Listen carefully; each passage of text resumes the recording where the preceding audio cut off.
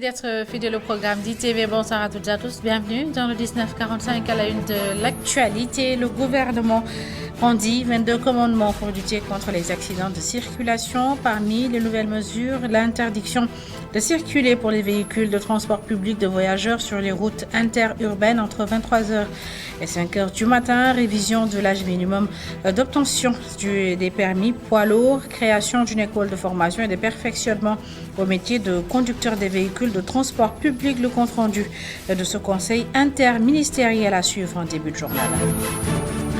Dans ce journal, on s'intéressera aussi aux gares sauvages, des gares créées par les conducteurs dans des lieux inappropriés. Ils encombrent la chaussée, le trottoir et entravent la circulation des piétons et des véhicules. Et en fin d'édition, vous aurez la rubrique Réussir au Sénégal. L'entrepreneur de la semaine expose et met en valeur le savoir-faire des artisans de Ngaye. Le jeune entrepreneur a créé une boutique où tous les articles sont 100% made in Ngaye. Voilà pour les titres tout de suite, le développement.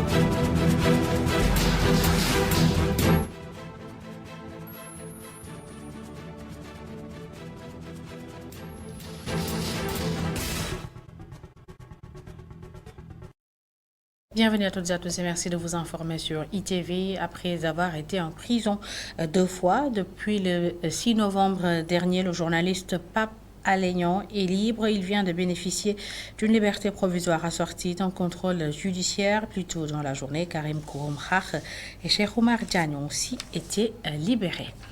Je vous le disais tout de suite, comme l'avait annoncé le chef de l'État, le gouvernement a tenu ce lundi un conseil interministériel sur la sécurité routière. Une vingtaine de mesures ont été prises par les autorités. Elles concernent entre autres l'interdiction de circulation entre 23h et 5h du matin des voitures de transport urbain, la création d'une autorité chargée du respect du code de la route. La plupart de ces mesures entrent en vigueur dans 72 heures. Le compte-rendu de ce conseil interministériel est signé Babacar Seck.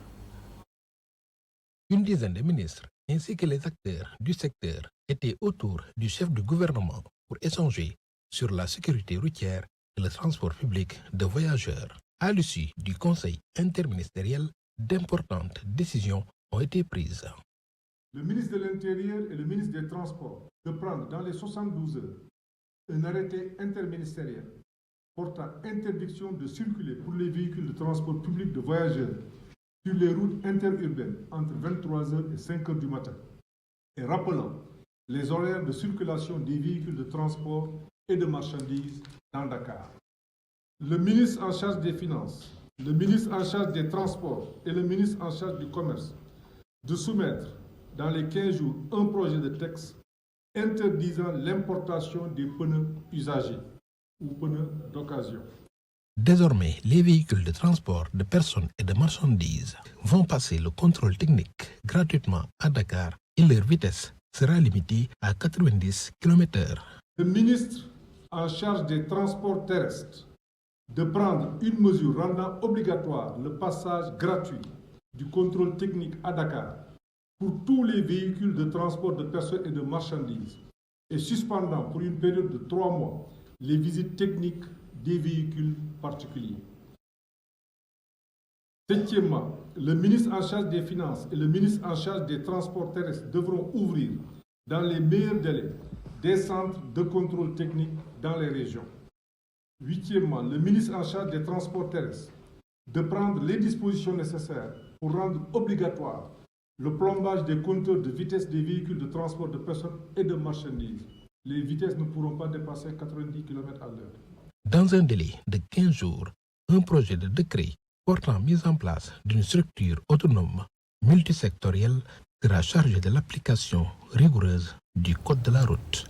Et il est désormais formellement interdit de transformer tout véhicule de transport de bagages en véhicule de transport de personnes. Les porte-bagages sont également interdits sur les véhicules de transport de personnes. Écoutons les explications du Premier ministre Amadouba au micro de Babacar Seck. Le ministre en charge des transports terrestres de prendre un arrêté dans les 72 heures interdisant toute transformation de véhicules destinés au transport de marchandises en véhicules de passagers Dixièmement, le ministre en charge des transports terrestres de prendre dans les 72 heures un arrêté portant interdiction de toute transformation de véhicules visant à augmenter les places assises pour les passagers ou à créer des porte-bagages supplémentaires. Onzièmement, le ministre en charge des transports terrestres de prendre dans les 72 heures un arrêté interdisant la pose et l'usage de porte-bagages et prescrivant le démantèlement de ceux qui sont déjà fixés sur les véhicules de transport de personnes. Douzièmement, le ministre en charge des transports terrestres, en relation avec le ministère en charge du commerce, de prendre un acte dans les 72 heures portant révision des conditions d'octroi de l'agrément de transport, de même que des spécifications techniques de véhicules destinés au transport des personnes et des marchandises. Treizièmement, le ministre en charge des transports terrestres de soumettre au gouvernement, dans les 72 heures, un acte portant révision de l'âge minimum pour obtenir le permis de conduire des véhicules de transport urbain et interurbain. Intéressons-nous à présent aux gares sauvages. Il est rare de parcourir les rues de Dakar sans voir une partie de la chaussée ou du trottoir occupé et transformé en gare par des voitures, une situation qui freine énormément la mobilité dans certains quartiers de la capitale dakaroise. Constat au quartier Liberté 6 par Fatimata Bintouba. Des dizaines de voitures communément appelées cars rapides stationnent un peu partout sur l'une des deux voies de Liberté 6.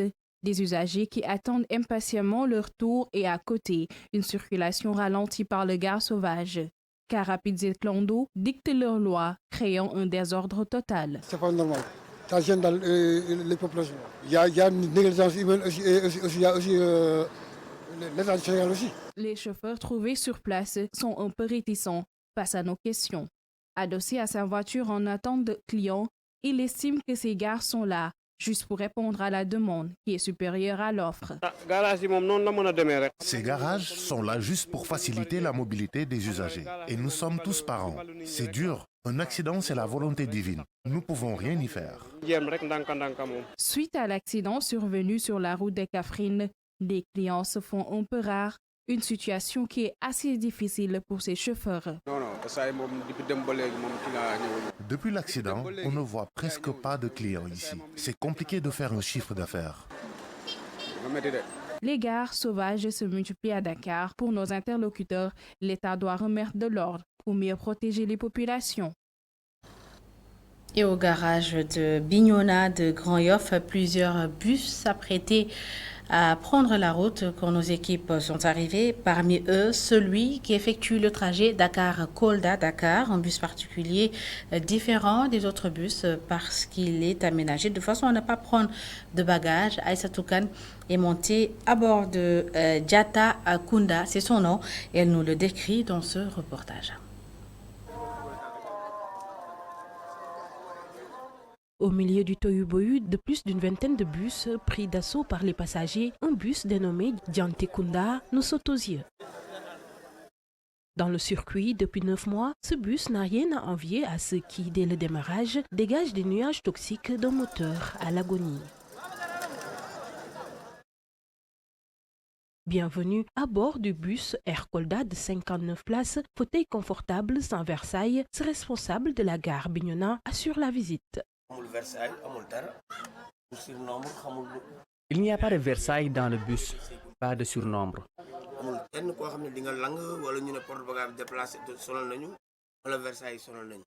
Climatisé avec un arrêt de monde, tableau de bord intact sans oublier l'extincteur, tout est au point pour assurer la sécurité.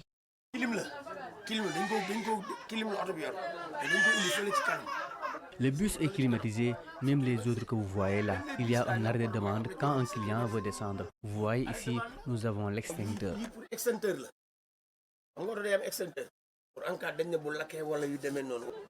Ces pare-chocs ne sont pas serrés avec des fils, les phares pas du tout abîmés, les pare-brises loin d'être sur le point de voler en éclats. Rien qu'à sa devanture, les peintures sont rafraîchies avec des lumières complètes. Hélas, le revers de la médaille, ce sont ces vitres remplacées par des sachets en plastique. C'est un jeune qui a jeté une pierre sur la pare-brise. C'est pour cela qu'elle est cassée. Pourtant, sans porte-bagages, mais avec seulement 4 malles, les apprentis sont obligés de rafistoler.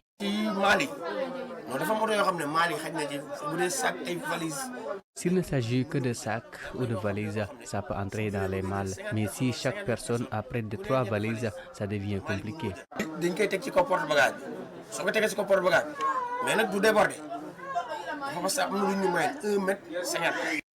Assurer 712 km 3 fois dans la semaine exige une visite technique chaque 6 mois.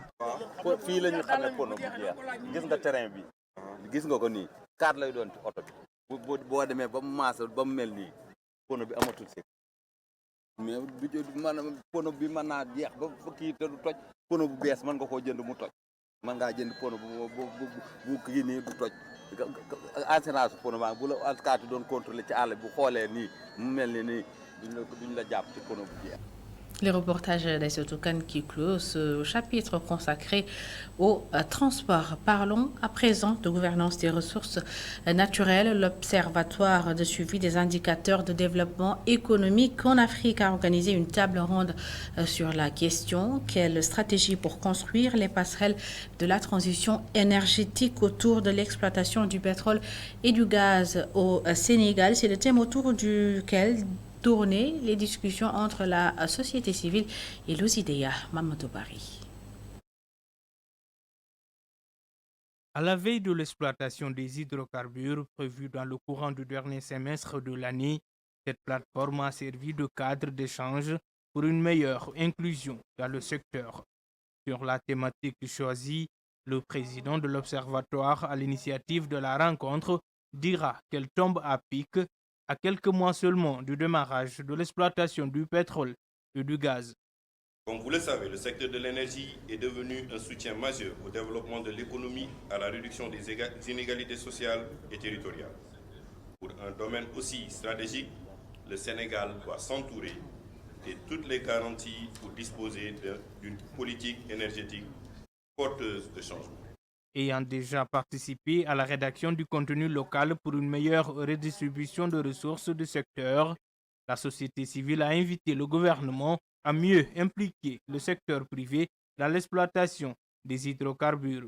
Il faudra, comme à Dubaï et dans les autres pays, s'assurer que 40% de ces sociétés-là sont détenues par des Sénégalais bon teint pour que ces ressources restent dans ce pays-là. Donc le défi majeur aujourd'hui, dans le secteur des hydrocarbures, c'est de s'assurer que le secteur privé national, et on les invite vraiment à trouver une même voie, parce qu'il est quand même difficile de comprendre qu'on ait un secteur privé éparpillé. Venue représenter le gouvernement, la ministre du Pétrole et des Énergies a accueilli favorablement cette requête. Elle s'est félicitée d'une nouvelle ère, dit-elle, synonyme de réelle perspective pour le développement socio-économique de notre pays. Ces enjeux qui accompagnent naturellement ces différentes productions sont importants. L'État en est conscient que ces impacts sociaux et environnementaux sont au cœur des préoccupations des populations et plus particulièrement de la société civile. C'est le lieu de féliciter les acteurs de cette société civile. Donnant des gages de transparence, cette rencontre a servi d'occasion à la représentante du gouvernement pour annoncer la tenue prochaine du sommet de l'ITIE international à Dakar au mois de juin prochain. Amadou Bari, pour stabiliser les prix de l'électricité et du carburant, l'État a dépensé en 2022 en compensation 750 milliards de francs CFA. C'est ce qu'a fait savoir le secrétaire général du ministre du Pétrole et des Énergies que je vous propose d'écouter. L'année dernière, en 2022, nous avions eu environ 750 milliards de subventions dans le secteur de l'énergie. Et aujourd'hui, le gouvernement a juste procédé à un ajustement pour pouvoir permettre aussi à d'autres Sénégalais d'avoir l'accès à l'électricité. Parce qu'aujourd'hui, on sait que notamment dans le monde rural, que nous avons actuellement un taux d'électrification de 60%. L'État a fait un grand bond, en tout cas, sur ce point. En 2012, nous étions aux alentours de 24%. Aujourd'hui, nous sommes à 60%. Et nous avons un objectif d'accès universel à l'électricité à l'horizon 2025. Et donc, il est normal que l'État fasse des ajustements. Et je tiens à préciser encore une fois que 48% des clients de la Sénélec, c'est-à-dire ceux qui sont dans la tranche sociale, ne sont pas concernés par cet ajustement. Donc c'est ceux qui consomment beaucoup plus et qui ont un peu plus de moyens que d'autres compatriotes, qu'on a fait un ajustement environ de 18% sur les factures d'électricité. Et cet ajustement permettrait aussi de pouvoir financer d'autres projets, notamment pour les d'autres compatriotes qui sont dans d'autres zones et qui, eux, n'ont pas accès à l'énergie et aussi à l'électricité. Accaparement des terres des paysans, le collectif pour la valorisation et la préservation des terres paysannes est vent debout. Selon le coordonnateur de ce collectif, l'État doit arrêter de céder les terres des paysans aux investisseurs. Philippe Malik John est avec Muntaga Khan. Ces espaces sont en train d'être affectés à des promoteurs privés. Et ces promoteurs-là, qu'est-ce qu'ils font? Ils cultivent des cultures commerciales qu'on exporte. Et cette exportation, ça ne peut pas favoriser notre autosuffisance alimentaire. Et beaucoup de populations étant dans la peur ou bien se sentant menacées, ont commencé à brader leurs terres. Et au finish, ils reviennent pour être employés par ces mêmes promoteurs qui vont les payer donc des sommes dérisoires et autres. Et là, nous avons dit que ça ne peut pas prospérer. On ne peut pas développer ainsi un pays. Qu'est-ce qu'il faut? Il faut accompagner les paysans. Il faut les accompagner, leur donner les moyens pour qu'ils puissent vraiment valoriser leurs terres. Et ce n'est que de cette sorte-là que nous pourrons vraiment aspirer à un développement durable. Parce que la terre, c'est l'or noir. C'est l'or noir. Si on le laisse faire, au finish, les terres, donc rien ne va rester. Et en plus de cela, il y a de grands projets d'envergure qui sont au niveau du département. C'est un département qui fait partie des plus attractifs. Et là, l'autre menace, c'est quoi? On voit des gens qui sont beaucoup plus nantis, qui sont beaucoup plus à l'aise, qui viennent nous envahir. Et ces gens-là, si on ne prend pas garde, vont finir par occuper nos terres et nous serons des étrangers sur notre propre terre. Pour jouer sa partition dans la restauration des valeurs citoyennes et morales au Sénégal, l'Institut islamique de Diourbel a accueilli et pris en charge 1200 enfants talibés. Ces enfants ont été initiés à la mémorisation du Coran. Le responsable de cette école islamique invite l'autorité éducative à plus appuyer les écoles coraniques qui, selon lui, jouent un rôle important dans l'éducation de base des enfants. Les détails dans cette correspondance de Goranaklo et Tchernofay. Ils sont des milliers de jeunes entièrement pris en charge par l'Institut islamique Rokokoki de Diourbel qui, sur fonds propres, permet à des milliers de jeunes talibés de mémoriser le Coran, d'où l'invite des responsables de cet institut aux autorités à accompagner davantage l'enseignement coranique.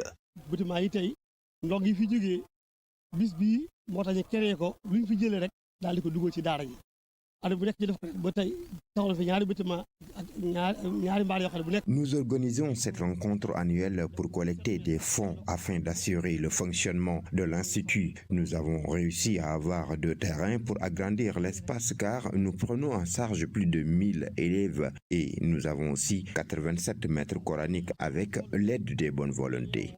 À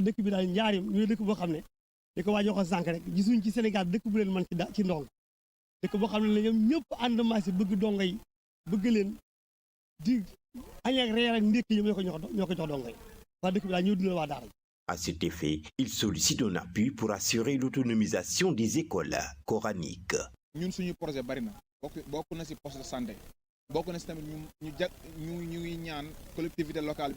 Nous demandons au maire de la ville de nous octroyer un espace où nous pouvons cultiver ou faire de l'élevage, car cela nous permettra d'assurer le bon fonctionnement de l'Institut.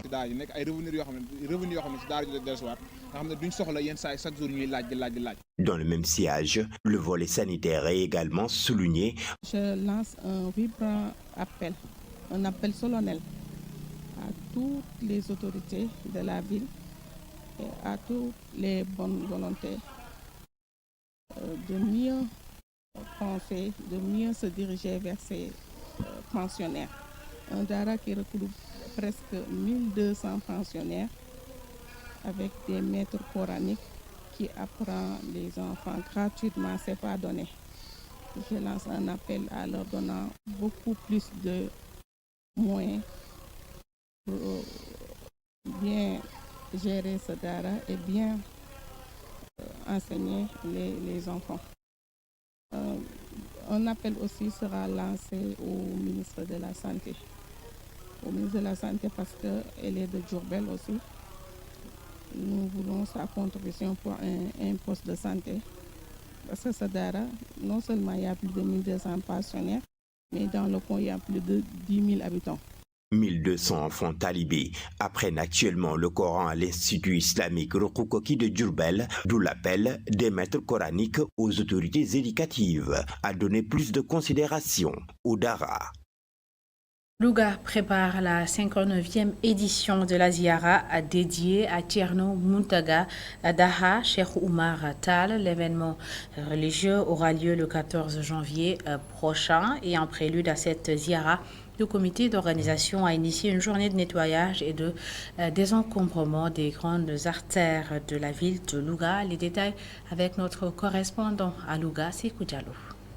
Tous les services concernés se sont mobilisés pour les journées de nettoiement dans le cadre des préparatifs de la Ziara de la famille omarienne à Louga. La ville est complètement nettoyée. Koriba, chef de pôle nord de l'agence sénégalaise de la réforestation de la Grande Muraille Verte.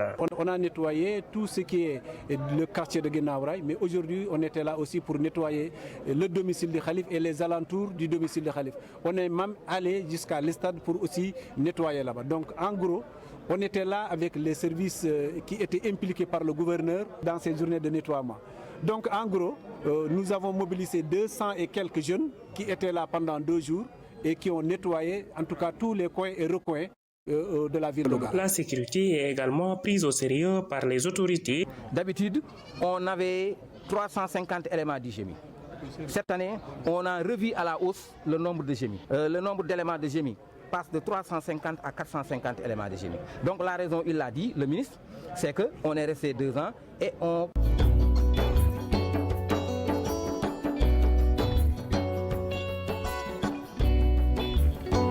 Ngaï à Dakar, c'est le concept initié par Martar Babi, jeune entrepreneur, qui s'est donné comme mission de faire venir à Dakar le savoir-faire des artisans de Ngaï, chaussures, tenues africaines, paniers. Tous les articles de sa boutique sont made in Ngaï. Khadija Nadjouf et Cheikh Tidiane Diouf l'ont rencontré.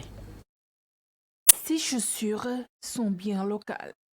Ils viennent de Ngaï, un village situé à près de 50 km de Thiès.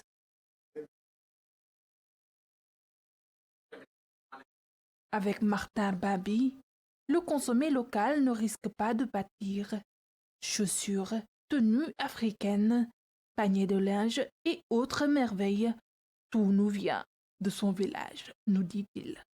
Moi, je suis de la ville de Ngaï Mékhé et qui parle de Ngaï Mékhé parle d'artisanat. Et j'ai jugé utile vraiment de me lancer dans l'entrepreneuriat, mais surtout sur le domaine de l'artisanat, en commençant par créer une marque qui s'appelle Be & Shoes, qui propose des chaussures de qualité.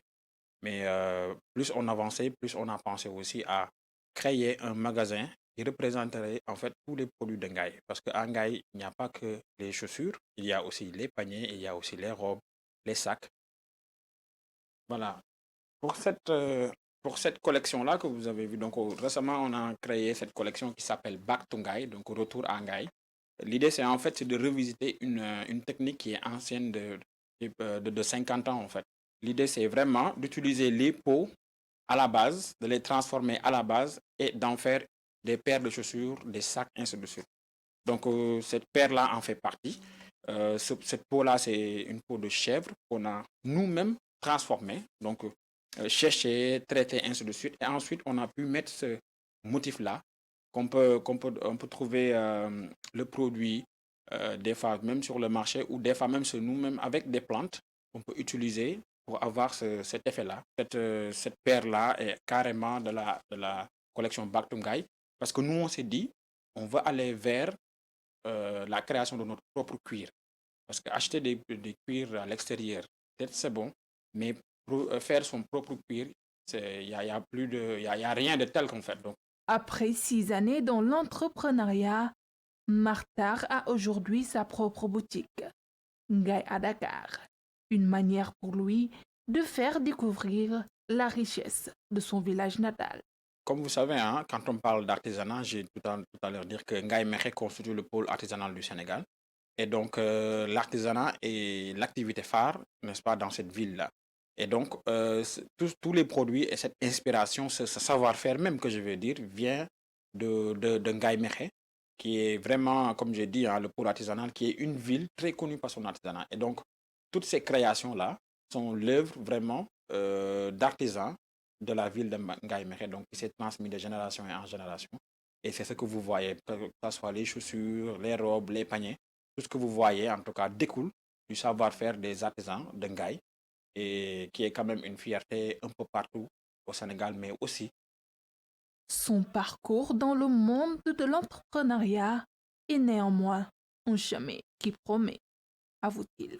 Oui, alhamdulillah, on va dire alhamdulillah parce que ce qui nous a le plus plu en fait, c'est l'engouement qu'il y a eu sur ce concept store.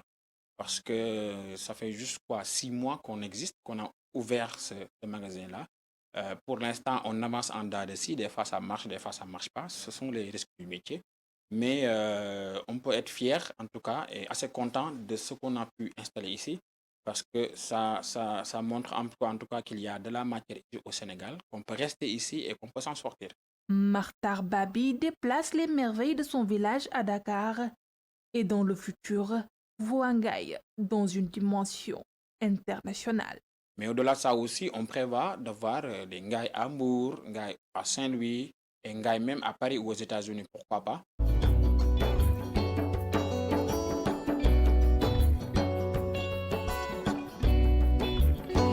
Khadija Ndat Diouf, merci, c'est la fin de cette édition. Merci à toutes et à tous de l'avoir suivi. Merci de votre fidélité à l'information continue sur Emedia. Bon SN, bonne suite des programmes.